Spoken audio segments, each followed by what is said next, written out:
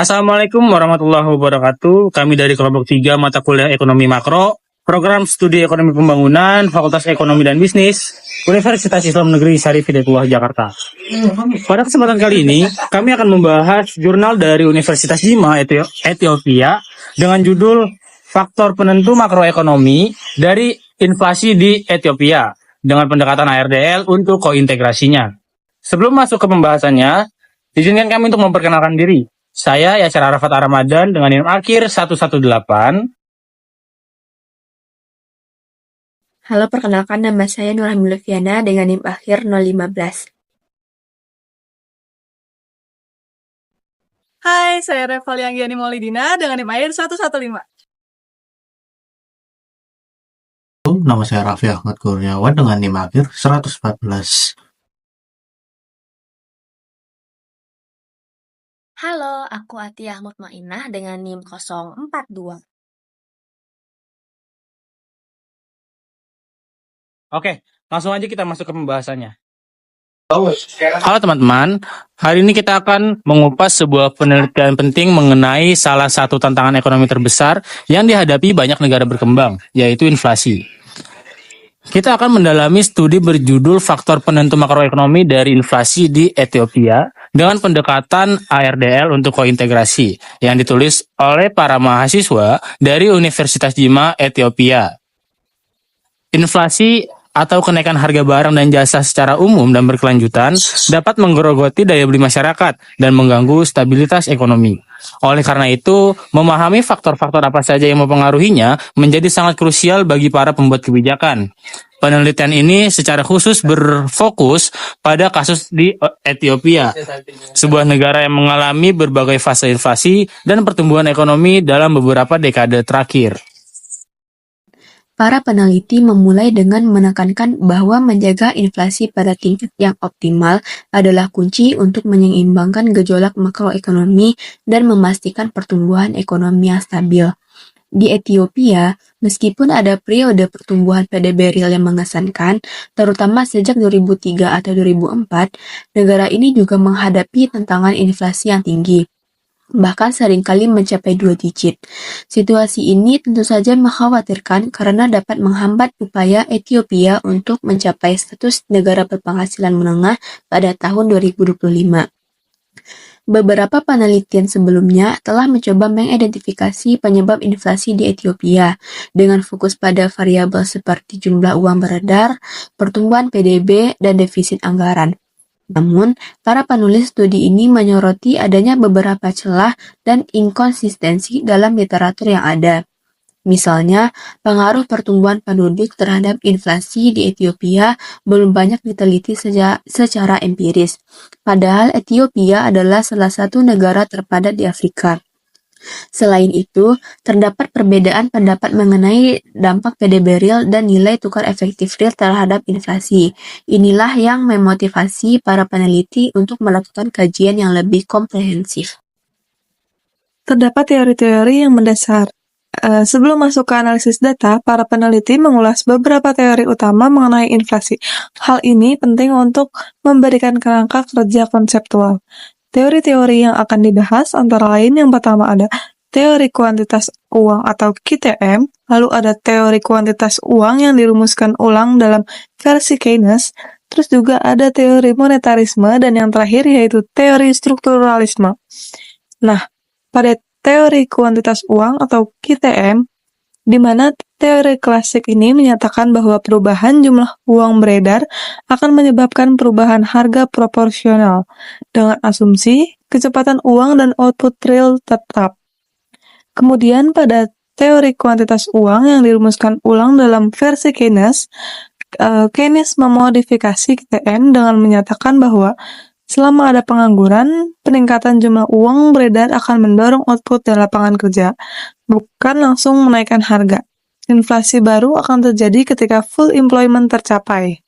Selanjutnya yang ketiga pada teori monetarisme, di mana para monetaris seperti Milton Friedman berpendapat bahwa inflasi selalu dan di mana pun merupakan fenomena moneter yang timbul dari ekspansi jumlah uang yang lebih cepat daripada output total. Dan yang terakhir, Terdapat teori strukturalisme.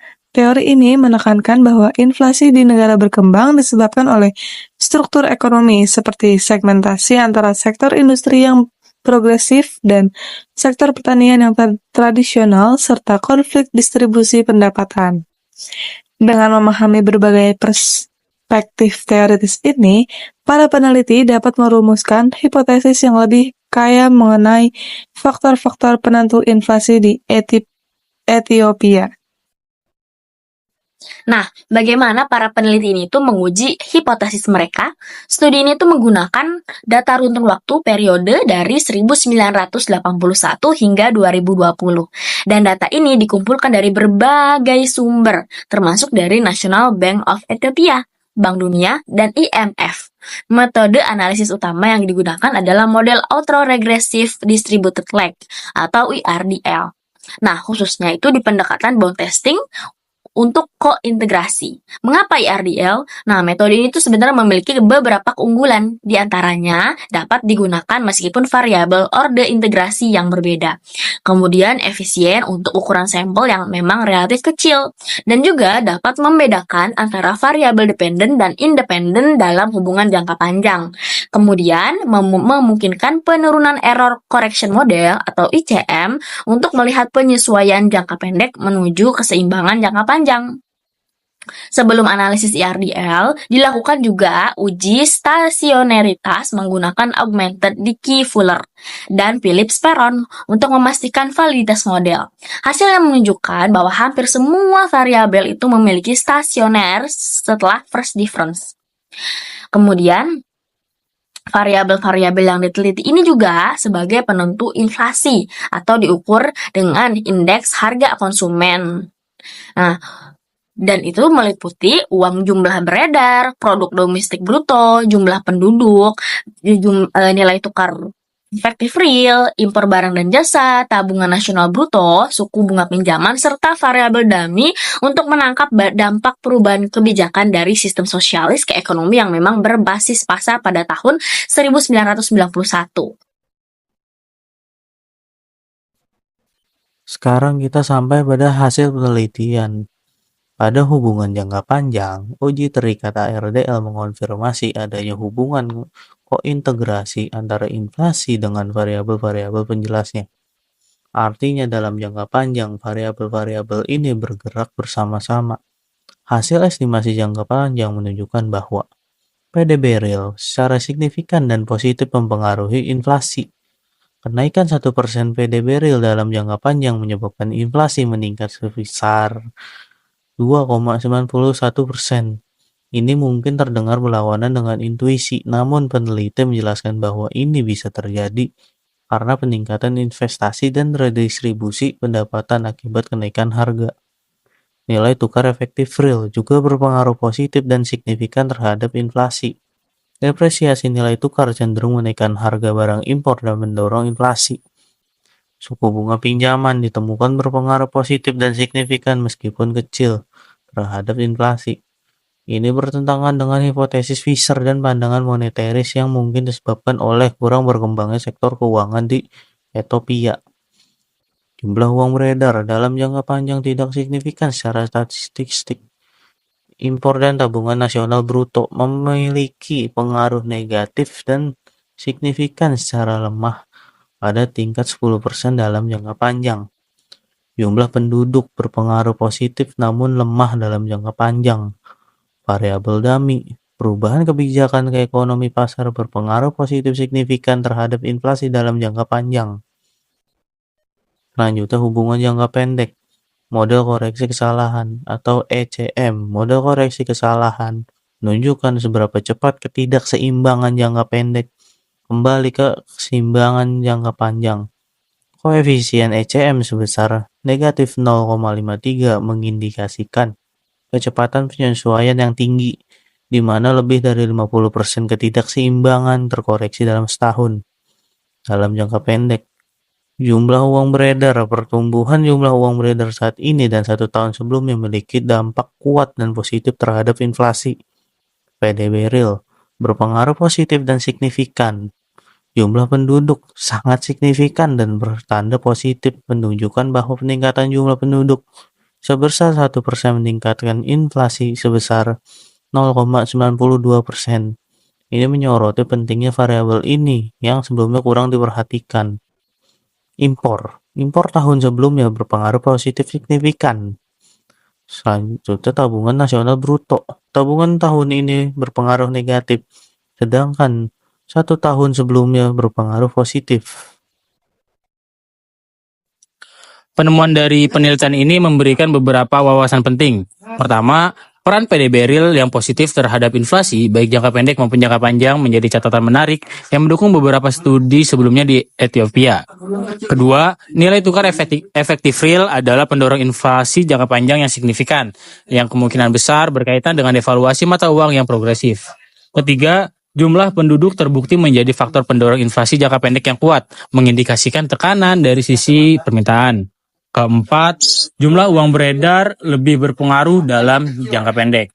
Berdasarkan temuan ini, para peneliti memberikan beberapa rekomendasi kebijakan. Pertama, mengelola nilai tukar. Daripada terus-menerus melakukan devaluasi untuk mendorong ekspor yang mungkin tidak efektif karena elastisitas impor yang rendah, Ethiopia sebaiknya fokus pada diversifikasi produk ekspor dan membangun industri substitusi impor.